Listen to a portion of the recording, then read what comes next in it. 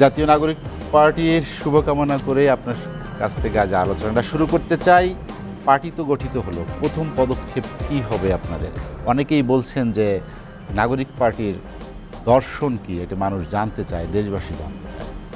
যে আমরা বলেছি যে আমরা একটি মধ্যমপন্থী রাজনীতি করতে চাই।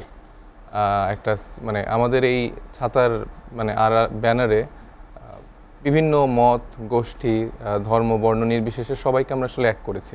কক্সবাজার সমুদ্র সৈকতের উপর নিজেদের একটি ঠিকানা, ইডেন বে, আ কনসার্ন অফ ভাইয়া হোটেলস।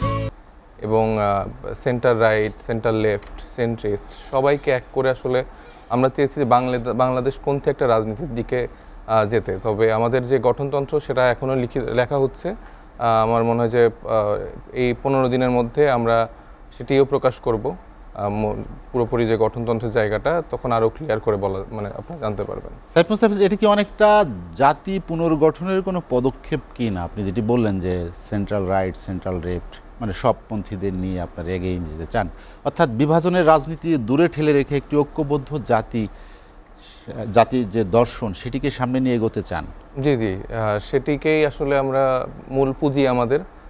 কেননা আমরা বিগত সময়গুলো দেখতে পেয়েছি আসলে ধর্মকে কেন্দ্র করে রাজনীতি করার একটা জায়গা থাকে, মুক্তিযুদ্ধকে কেন্দ্র করে একটা রাজনীতি তৈরি হয়েছে। কিন্তু আমরা বলবো যে সব শেষে আসলে আমাদের তো মূল যে লক্ষ্য বা আমাদের যে জায়গাটা সেটা হচ্ছে বাংলাদেশের স্বার্থ। সেই জায়গাটায় আসলে এত বিভাজনের রাজনীতি বা এত মতের জায়গা থেকে যে ক্যাশ করার যে একটা প্রবণতা আমরা দেখতে পেয়েছি বিগত সময়ের রাজনীতিবিদদের, সেই জায়গাটা আমরা মনে করি যে তরুণ সমাজ এবং বর্তমানে যারা রয়েছে সেই জায়গাটা তারা দেখতে চায় না, এবং নতুন ধারা রাজনীতিতে তারা এই জায়গাটা নতুন করে পুনরুদ্ধার করে একটি নতুন বাংলাদেশ গড়তে চায়। এইভাবেই অন্য দলগুলোর সাথে আপনাদের স্বতন্ত্র অবস্থান কি?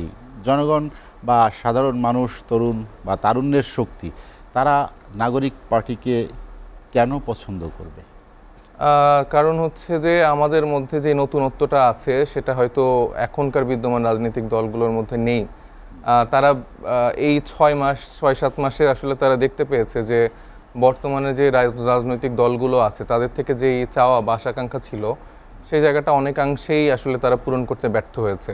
পুরনো সময়ের যে 17 বছরের যে জঞ্জাল আমরা দেখেছি, যেই কায়দায় আমরা বা সিন্ডিকেট, বাজার সিন্ডিকেট, তারপরে আমাদের চাঁদাবাজি, খুন, ডাকাতি বা দলীয় যেসব কন্দল আমাদের চোখে বিগত সময় এসেছে, এখনও আমরা দেখতে পাচ্ছি সেই জায়গাটা তৈরি হচ্ছে বা আরও বেশি প্রবল আকারে ধারণ করছে তারা ওই রকম ক্ষমতায় না যেই। তো সেই জায়গা থেকে তারা একটা জায়গায় খুবই আশাহত হয়েছে। তারা এক্সপেক্ট করেছিল যে বর্তমানে যেসব রাজনৈতিক দলগুলো আছে তারা হয়তো ওই মূলধারার ওই জায়গাগুলো থেকে বের হয়ে একটি সুস্থ নতুন কোনো কিছু অফার করবে। তো তখন যারা ব্যর্থ হয়েছে এবং তাদের যে এক্সপেকটেশন ফুলফিল হয় নাই, সেখান থেকে তারা মনে করছে যে যারা আমরা তরুণ সমাজ আছি, যারা আমরা বৈষম্য বিরোধী ছাত্র আন্দোলনের ব্যানারে থেকে এই আন্দোলনটা সফল করেছি এবং 2টি স্বতন্ত্র প্ল্যাটফর্ম গঠন করে আমরা রাজনৈতিকভাবে সচেতন একটি জনগোষ্ঠী করার লক্ষ্যে যেভাবে কাজ করে গেছি, সেখানে তারা আমাদের কাছ থেকে এক্সপেকটেশন করলো যে তাদের একটি রাজনৈতিক দলও তারা প্রয়োজন বোধ করেছে। সেখান থেকে কিন্তু আমরা আসলে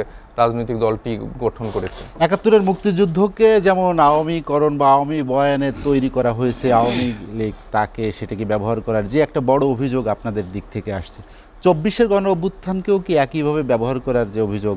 আপনি জানেন যে নাগরিক পরিষদ যেটি তিনি অভিযোগ করেছেন যে 24-এর একটা বয়ান তৈরি করছেন যেগুলো নিয়ে আপনারা রাজনৈতিকভাবে ব্যবহার করতে চান। না, আমি তো এই জায়গায় সম্পূর্ণ দ্বিমত পোষণ করছি। এই 24-এর গণ অভ্যুত্থান সবার মাধ্যমেই তৈরি হয়েছে। এখানে একটি ব্যানার ছিল বৈষম্য বিরোধী ছাত্র আন্দোলনের, কিন্তু এখানে ধর্ম, বর্ণ, মত নির্বিশেষে প্রত্যেকটি রাজনৈতিক দলের একটি সক্রিয় ভূমিকা ছিল এবং এই আন্দোলনটি সবার। আমরা মোটেও এই আইডিওলজিতে ধারণও করি না বা ওই জায়গাটা একটা ন্যারেটিভ স্ট্যাবলিশও করতে চাচ্ছি না যে 24টা শুধু এই পক্ষের ওই পক্ষের। এখানে সবাই এখানে পার্টিসিপেট ছিল এবং সেই জন্যই আন্দোলনটি কিন্তু সফল হয়েছে।